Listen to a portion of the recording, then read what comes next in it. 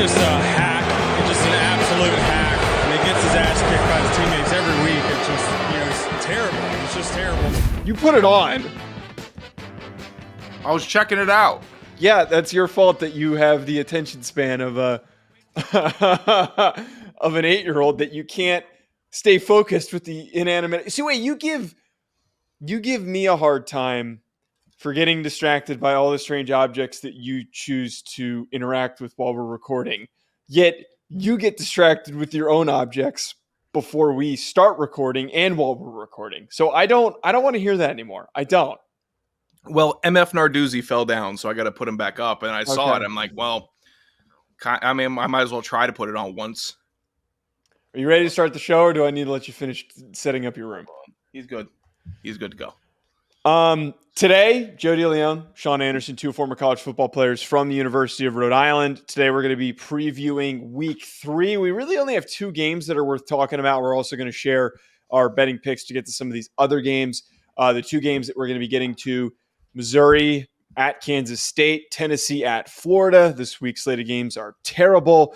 But before we get to that, Sean, I have something fun that I want to talk about that I thought could be really entertaining for our listeners. Not going to try and spend too much time on this, but back when we were playing at Rhode Island, we started a club that was basically the Sports Media Club. It was a blog that allowed kids to do podcasts, write articles. It could be a nice portfolio thing so that, you know, they weren't limited to the crappy radio station and the newspaper that we both hated and did not want to be a part of. Yeah. And since we've left, you know, a couple things have happened here and there, and we have donated to the club to, you know, for it to operate. And so I reached out in July 1st, and I said, hey, can you guys let me know who the president is this year? Took them until today to respond. And this is the message response that I got. Mm-hmm. What's up, my guy? It hasn't been announced yet, but we will let you know for sure. And I texted it to Sean, and I go, my guy? Who? I need to know who sent that message, which we're going to find out. I had a little back and forth with them. We're going to get on a call with them. But who responds to someone like that? Someone that you would hope to maybe establish a relationship, that has done things in the industry that you're trying to get a job in. How do you respond with, what's up, my guy, is how you hit me back. There's a couple, I've been thinking about this all day. There's a couple lanes that we can go down here to try to see what's happened with some of the members of our club. And then I guess how they're developing. First thing we can say. Yes. Okay. Stupid college kids. Just dumb. Yeah. Okay. Yeah. So that's probably number 1 reasoning. Number 2 reasoning, they think that you're a student trying to get in the club. No, you don't. Come on. You don't think that, really? My bio says producer and host for Believe.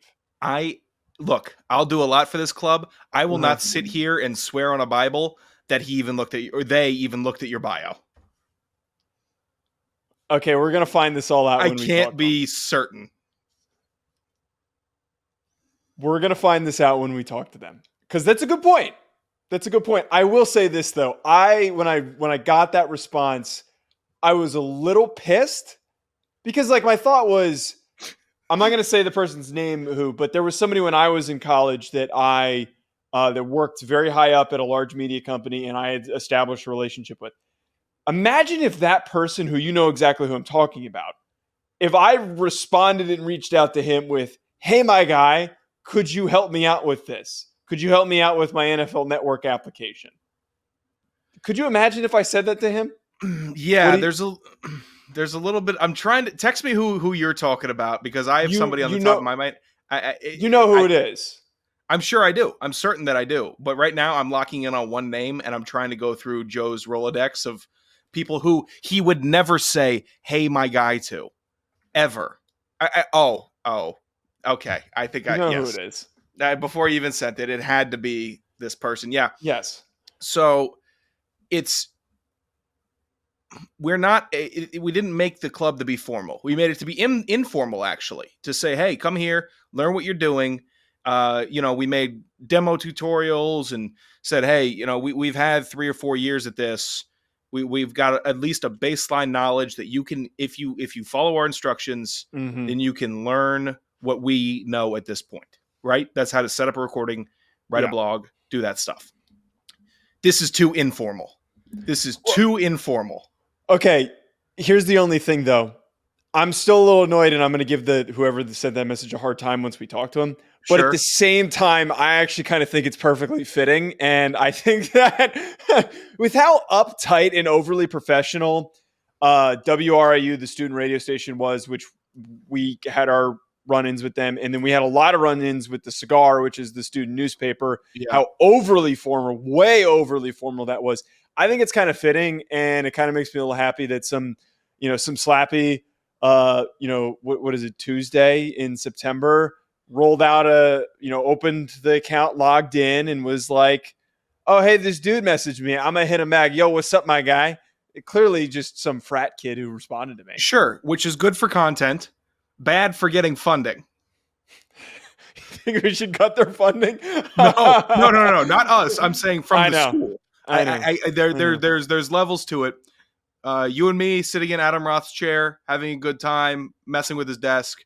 Like, that's cool. But we're not doing that when he's in the room. Where we have a plan. We at least both have notebooks, so it looks like that there's something written in it that we have prepared. And I'm just making incredibly graphic drawings and doodles of Joe. But there's a way to present yourself to be taking a little bit seriously when it comes to academia and their awfulness. Did you? Oh, I was so pissed. I knew this guy was a dork last night during the. Did you hear what happened? You watched that Jets Bills game, right? Yes, I did. This dude is if you want to know when I say academia, this is what I'm talking about. The game-winning punt return happens. Xavier Gibson brings it back, wins the game, and some loser dork in a suit chimes in. Well, this shouldn't have counted because look at this tripping call from New York, and it was a nothing tripping call after after an insane game winner. After your $50 million quarterback goes down and the New York Jets can be happy for 20 minutes, you're a loser dork that has to be a stickler for the rules. And just that's what he is. I hated that. That almost ruined my night because I couldn't believe a producer or somebody in management let that dude on air. Who was it? I think it was some stupid rules official. You know how every booth has to have a Dean Blandino or a Mike Pereira or Pereira. Yeah, I don't know. It stinks. I hate the rules officials in the booth, and I hate somebody trying to take away from it. Let the fans do it. The fans figured out that there were only the Broncos had a misformation versus the Steelers when they walked them off in overtime under Tebow. The fans figured that out. It wasn't some loser in the booth pointing it out. We should instead cut to a guy that doesn't know any of the rules and just let him guess. I think that maybe this. Well, that looks kind of off. It's just a guy eating a sub. Oh, he got lit up. He's looking at the far side tight end, just getting popped by CJ Mosley. That's what you should bring in. We just invented a new type of broadcast where it's the normal crew, and then when plays happen, you cut to Jim, who's in the diner, and he's kind of watching the game, but he's not really. But then you pull up the replay and you let him chime in. I think we just revolutionized sports media. Jim, what do you think? It was a little questionable. The quarterback was sliding, but the defender led with his helmet. Do you think that that's a targeting call? Damn! We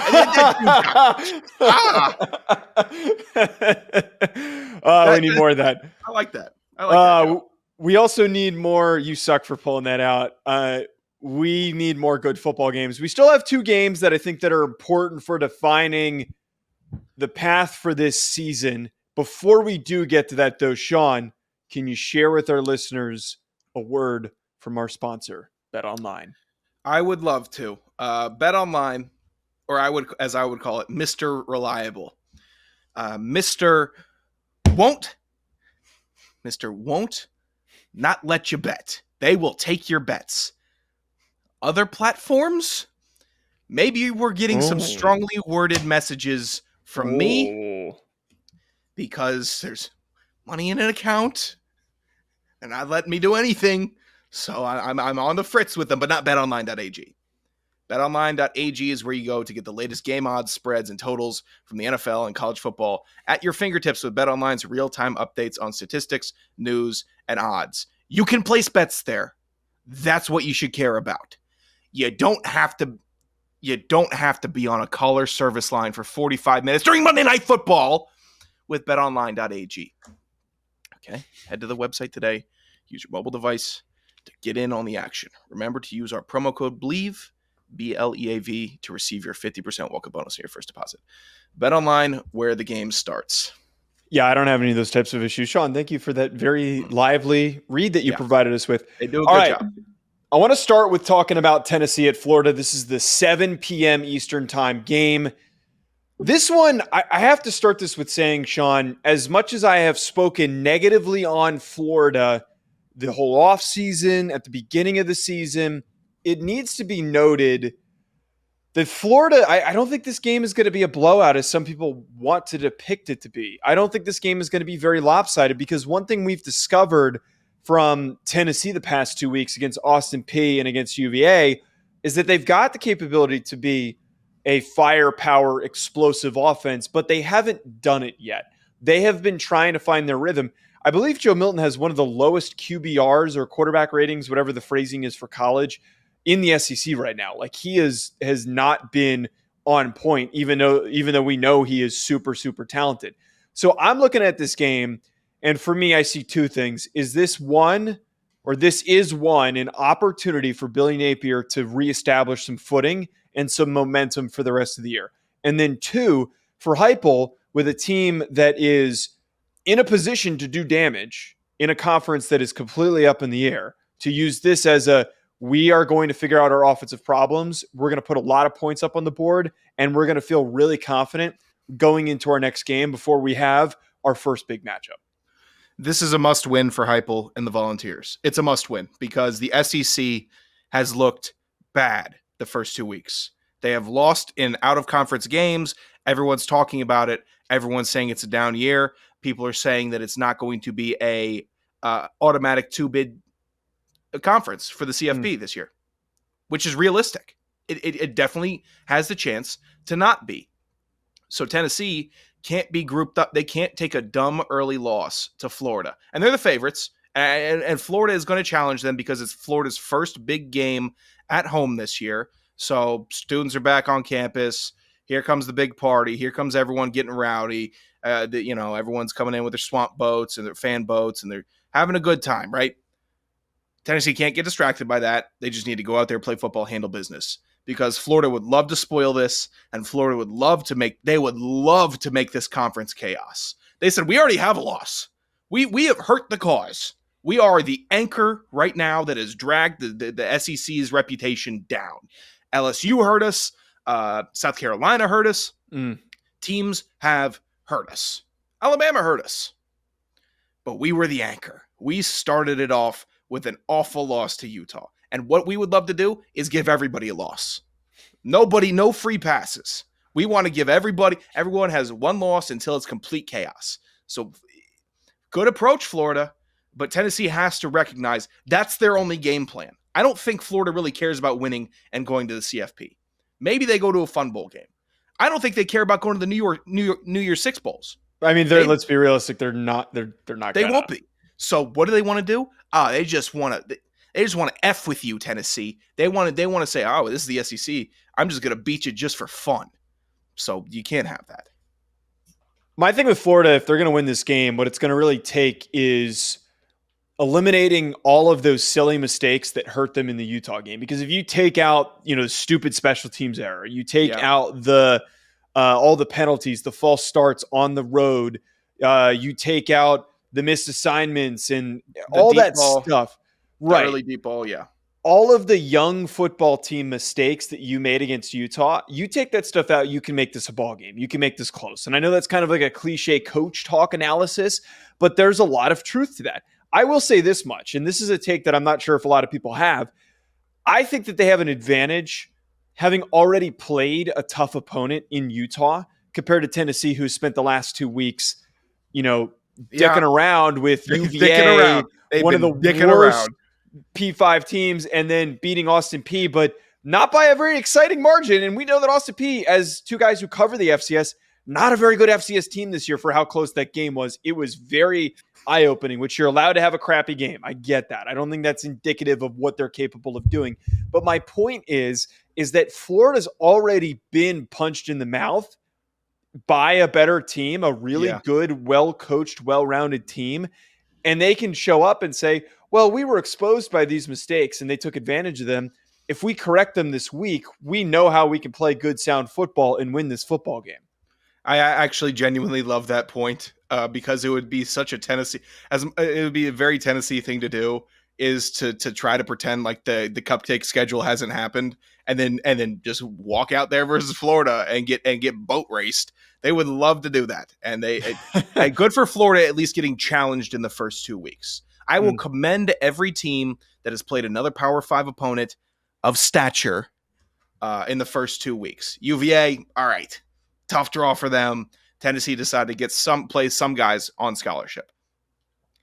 This will be a full. This is okay. It's all live bullets. This will be live bullets. This is true live bullets for that team if they want to have expectations and beyond for this season. I think, though, my realistic projection, though, on how this game is going to play out, I do think that Tennessee wins this football game. This is one of the few games where I'm not really sitting here, because I actually am not super confident in me picking Tennessee, by the way. But it's one of the few games where I'm not going to sit here and bang the table and be like, this is going to be a blowout. I think that Joe Milton, Josh Heupel, Brew McCoy, all those guys are going to get back into that rhythm, what we're used to them seeing. They're going to start to air it out. They're going to start to connect on those deep passes. They're going to get back to running the ball the way that they do, and they're going to get some takeaways on the defensive side of the football like they were able to do last year. I see them getting into a rhythm. The advantage that they had at the start of last season, why they hit the ground running so early, is that Hendon Hooker was already the starter the year before. We already kind of knew who he was and that he was making progress, that he could be a draft prospect. And I feel like we came into the year with Milton, and we came into the year saying, this guy's got all of that, but he hasn't done anything. You know, he hadn't done anything on the field. It was all, look how big his arm is. And we got all excited by that, but he hasn't put it to the use where he's putting up 350 plus yards like Hendon Hooker was. I got to see him make that step forward. And I think that this is that type of game where Heupel's going to get everyone locked in, and you come out and they start to really show that sign of progress where they're starting to feel more and more comfortable. I think Milton has the potential to be a game breaker like Anthony Richardson, but he needs to not, and this is an arm strength, athletic ability comp. Yeah. He needs to not do what Anthony Richardson did in his final year of Florida, and that's lose. He needs to go out there and win. He needs to be able to drive the ball in the right pockets, and you just have to win in college for me. You have to be a winner quarterback in college unless you are just the man on a bad team. That's happened before. It happens plenty. But for me, taking stock and evaluating players, which I don't do as much as Joe does, and Joe's watching the film, crunching the numbers. I say first thing, did he win? The numbers. We don't quarterback? Crunch numbers. Did he win? And Anthony Richardson didn't win. Joe Milton, you should win. Win. Be better. Numbers are for dorks, Sean. I'm aware. I hate them. We're film bros on this show. Numbers are for losers. Get those damn numbers out of here. All right, let's talk about this. You're also picking Tennessee, though? I presume? I am picking. I believe Tennessee will win, and then we might hear more from this game during our betting picks. You're technically, I forgot to address this. You're technically a Tennessee fan. That was the team that you had adopted, correct, when you were picking a fandom? Yeah, I got a lot of family there. That was going to be the school that I attended had I not gone to Rhode Island. Oh, I didn't know that. It was one of the 3 that I got into. Oh. I think. I may be 4. I think I got into Baylor, Tennessee, you at Baylor, Old Dominion, and Rhode Island. Oh, I wish you went to Baylor. Come on, what is that? I think they were going to give me a lot of academic, but no athletic money. I think they were going to line the pockets a little bit academically, trying to get a guy from the East Coast. I wish you went to Baylor. That would have been, you would have fit in perfectly there. Just a good Christian boy from Virginia. You would have fit in perfectly. I'm tired of all these city slickers near me. I want to get back to where I should have been born. Texas. Ew. That dude stinks. That archetype is awful. But not only though, that school has been like even more so from what I've heard, even more so than TCU and SMU. That is like a super religious area in Texas. Like it is super, super like, you go there, you get married at 21 before you graduate kind of a deal. I want to make it clear I'm not making fun of the religious aspect. I respect the religious aspects of institutions, Notre Dame, oof. But for most, so it is just the archetype of guy on the East Coast doesn't feel like he's fitting in properly. That guy stinks. All right, let's talk about the second game here, Sean. Kansas State facing off with Missouri. At Missouri, this is one of the noon games. Kind of sucks that we're getting the one good game out of the way. This is another one where we've got a ranked opponent playing an unranked opponent. I think anything can happen. Either team can win, but I'm leaning one way in particular. I really like what Missouri brings to the table defensively. I was very high on Tyron Hopper, who is their best linebacker. They've got guys on their defensive line. They've got guys in their secondary. But most importantly, Drink is a really good defensive developer and just a really good defensive-minded coach. Like he has gotten this team to a level where maybe they're not exactly an offensive powerhouse, which they're the complete opposite. Yeah, I wouldn't say so. They're going to show up, fight you for 4 quarters. They're going to rip you apart tooth and nail and bring you down to their level, and it's going to be a really low-scoring game. I don't know what the under is on this. I don't know. I kind of wish I took the under, which I did not. I already spent all my money. But regardless, defensively, they are a very, very hard-nosed team. But I like Kansas State in this game because of them being more well-rounded and having a little bit more offensive firepower, which I'm going to get to in a second. Yeah, Missouri's interesting. Eli Drinkwitz has he's stuck around at Missouri. He's done some good things. He's done some very odd things. Sometimes he seems to be like super charismatic, nice, good. And then sometimes it's like NIL's the worst thing that's ever happened. College is awful. The NCAA should burn and crumble. Like he's odd in that way. And then Missouri as a whole, I mean, the state introduced that in-state NIL initiative for high schoolers, and they immediately got like a 5-star or 4-star D end. I don't know if it's the year, but if that can draw some in-state talent to go to Mizzou, they should have a better program. I don't think Missouri it's not an elite recruiting state, but it's good enough to get some real good players. And if you're the biggest school in the state, which you are, you should be able to lock them down. Why not add a couple more incentives? I don't hate that. The problem that they face is Will Howard. Will Howard is talented at Kansas State. But more importantly, Will Howard learned from the Messiah last year. Shut up. He was able to go into the film room. Wait. He was able to go into the film room. He started over this guy that you claim to be some... the Messiah wasn't perfect. Nobody would say that. Demigod. He wouldn't even say that. Demigod. No, Joe, come on. You're going to say he is God? Is that what you're going to say? No, I would never say that. That seems a little blasphemous. Hold on. I got to show you something. This is what I have that has been underneath my laptop. The book of Adrian Martinez. You've been using you've been using the Bible as a laptop stand. This is the book of Adrian Martinez, and it is not a Bible. What is it? This is I told you what it was. This is his highlights and photos, and is that not the Bible? No. The Quran? This is I think Dante's Inferno. Oh, okay. I was looking for a big book. Okay, but Will Howard was able to learn, watch, be in the meeting room with an elite offensive mind. He's Chris Kleiman's great, but we all know who was really dictating the show. Adrian Martinez. Such a bad bit. It's just such a bad. He beat him out. I said this the whole year. Bench Adrian Martinez, start Will Howard, and what do you know? They started Will Howard, and then they won football games, and they won the Big 12 with Will Howard as the starting quarterback. Jesus walks so Will Howard could run. A quick anecdote, though, I just want to throw in before I react to that. I do find it really funny that Missouri is such a defensive-minded team despite Drink's offensive background. And like offensively, Brady Cook has not been very great. They haven't run the ball very well, and their offensive line has kind of struggled. That to me is where I'm a little bit paused for what you were saying, minus all the blasphemous crap that you threw in there about Adrian Martinez. I think that if this game does come down to a drive, which it might, I trust Will Howard because Will Howard's won on the biggest stage. They won a Big 12 championship because of his performance.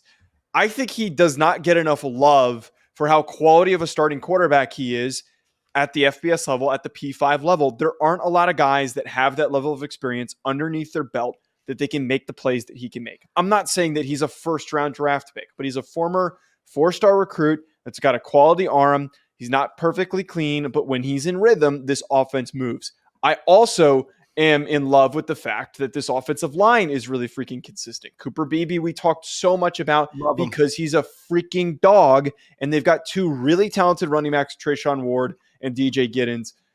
They are going to run the ball really easily, and Will Howard is going to play into all of that. So I think that this might be a tough one for Missouri to pull out. It will be. Kansas State would have so much more respect if they weren't Kansas State. And that's a bummer. It just is. And then when Texas and Oklahoma leave, then the Big 12 is going to be fun again. And then there's going to be more recognition. The 12-team playoff, you can expect Kansas State to be in the 12-team playoff. You can. Will Howard's got another year, right? He does, I believe. Off the top of my head. I will check. I don't think he's a senior. Regardless, I would expect them to be in the playoff in a 12. He's a senior. Oh, gosh. All right. Well, regardless, they're a very good team. They're incredibly well coached. They are dynamic, and they are fun to watch also. But because they're Kansas State and they get overshadowed by a lot of teams, they're somewhat of an afterthought, even though they're just very talented. If they were in the Pac-12 this year, that'd be fun. If they were in the SEC this year, that'd be fun. Big 10, nobody's really fun there this year. But they are a great, fun Big 12 team. And I think, I started this last year. I might be a Big 12 guy. That just might be who I am. And they are just, they should win it again this year.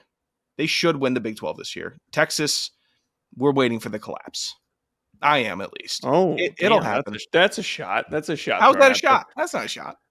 I'm all in on Will Howard, though, man. He's got that 6'5", 240 pound, 1990s starting quarterback frame that we just don't see anymore. Yeah. Any other teams moving his dumb ass to right tackle, and they're telling him, "Hey, man, go to the dining hall with the rest of the young linemen. We're going to move you to right tackle." No, they said we want a guy that is just takes up the whole pocket. That's what we want.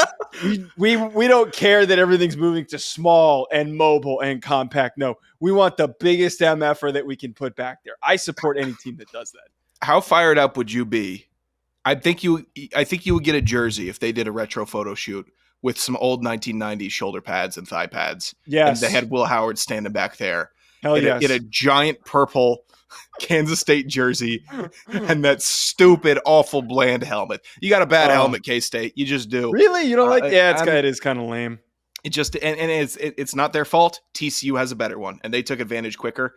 But if Will Howard decided to go in on your bid here and basically be Tommy Maddox, or who is the dude the Joker that was on the Seahawks? Oh, are you thinking Matt Hasselbeck? No. Is it Todd? No, it's not. Wait, 6'8" QB. You got to give me. It's not Osweiler, right? Dan McGuire. Oh, it was okay. Dan McGuire. Oh, yeah. You know who I'm talking about? I do. I remember we were debating Brock Osweiler in the GTTP days, and we pulled up the tallest quarterbacks ever. Dan McGuire was on the list. God, Dan McGuire. That's a throwback. 6'8". Wore a visor. No idea where he was putting that football. They just said he's big as shit and he's going to be our quarterback. That was. It wasn't like, hey, can he place the ball? Is he smart? Is he a good decision maker? Like they just pointed at him like big. That MFer is big as hell. Let's get him out there. I think they schematically went after him because Walter Jones is so big at left tackle that they said, okay, well, Walter's going to do his thing. We need to find a guy that can work around him. I know the quarterback's a big position and it's kind of important, but how about we just run the rock and get the tallest guy that can throw a pass 10 yards? And that's what they did. Dude, he was so menacing with that freaking visor that he wore. He was the 1991 NFL draft. I know that we're getting distracted. Oh. I just really want to quickly see what other quarterbacks were passed up on in that draft class that they could have got. I mean, Brett Favre. They passed up on Brett Favre. Yeah. I mean, he went to right. Atlanta. He was, yeah. We're wasting our time. Sorry. All right, betting picks. Let's get to our let's get to our betting picks here, Sean. So last week, I want to do a quick recount. We both went 2-1, but I'm sorry, I have to mock you for your Utah pick going incorrectly because I got my Utah hit because I took them -5.5, but you bet them -7.5 in this. So we ended up tying because of that. I have to take the victory lap there. Look, it had. Oh, yeah. I just had to relook it up because I thought I had it in the bag. 20-30. Just that's just how it goes. That's how it goes. You got chalk it up to the game. Current standings 6-3 for me. You're 4-5. You got to do a little catching up. Seems this week, I'm going to start us off, and this is the scandal special. Washington playing Michigan State on the road, -16.5, minus the turmoil that Michigan State's dealing with their program. I am taking Washington because they've been so explosive, and Michigan State has just been dragging ass offensively. I don't think that they're going to be able to keep up. Yeah, MSU is dreadful, and it doesn't feel like one of those games where your coach has some antics and then you go back and rally for him. It's kind of like, hey, what the hell is going on? Are we ready for the game? And probably not. Washington, 16.5. That is a tasty line, Joe. My first bet here, Liberty giving 3 to Buffalo. I don't like Liberty. This is an in the weeds pick. I don't think I've never been a Liberty guy, and it's just never clicked with me. But Buffalo is bad, real bad. Buffalo lost to an FCS team last week. They're not going to keep it tight with Liberty. There's no way. It's a lock. This is one I'll give out in my personal life also. Oh, I might plug this one if I can secure some more funds. I bet all the funds that were in my bet online account already. Oh, Jesus, I just saw my second pick. I get on my bets early. I placed I just saw it. I just hate. You saw it. I hate you. I hate you. You really find a way to invoke hate from my heart, and I'm a pretty gentle giant, and you go ahead, tell the you just hate it because it's the team of Italian Americans from New Jersey. Rutgers is playing Virginia Tech. They have covered for me 2 weeks in a row. They are looking the best that they have ever looked under Greg Schiano. The boys are going to cover against Virginia Tech. The line is -7. That is so tasty. Virginia Tech hasn't been good in decades. I know that's an exaggeration, but Rutgers is back, baby. I'm going to bet on Rutgers to cover every single week. Give me them. Rutgers -7. I dare you. They have Michigan next week. And I bet the line's going to be like 30 points, and I'm going to take them to cover the 30 points. I hope Rutgers. You've made me dislike Rutgers. I hope they get 50 bombed by Michigan, personally. Yeah, text our former teammate Nas that, and I'm going to let him know that you said that. All right, I hope the Eagles win. They get one. They go 1-16. I'll tell Nas that also. I know he's a huge Eagles fan. I hate the Eagles, and you've made me hate Rutgers. All right, your next pick. Next pick, Tennessee giving 7 to Florida. That's what it is. Tennessee can't mess around. They're going to go into the swamp. Joe Milton's going to be throwing deep balls. He's going to miss some. He's probably going to fumble it once. Doesn't matter. Florida's offense stinks. Graham Mertz is not the dude that they were hoping he would be. Billy Napier has a child's haircut. It's not good for Florida. So Tennessee laying 7. I think they win by 13. The haircut decision is really good analysis. I was talking about it to somebody this weekend. He said, "Yeah, Napier goes into the barbershop, says, let me get a 1.5 all around." He has he actually has his own extension on the clippers because you go 1, 2, 3, white people hair. He actually gets a 1.5 right before you could see the hair and right before you can barely see the hair. Right in the middle at the stupidest inflection point when your hair is growing. What an awful cut. Oh, pray for Billy Napier's haircut. My last betting pick that I have, Fresno -3 against Arizona State. I know that Arizona State hasn't looked as bad as I think we would have thought, but they still have a freshman quarterback. Rashada has looked nice since he's taken over him in the starting quarterback. Here's my reasoning, though. I think that Fresno has been so good to start this season. I think that they have shown that they can beat Power 5 teams the way that they played against Purdue. And I don't think Purdue's like... How'd they play against EWU, Joe? Fresno? Yeah. How did they play against They EWU? went to overtime with Eastern Washington.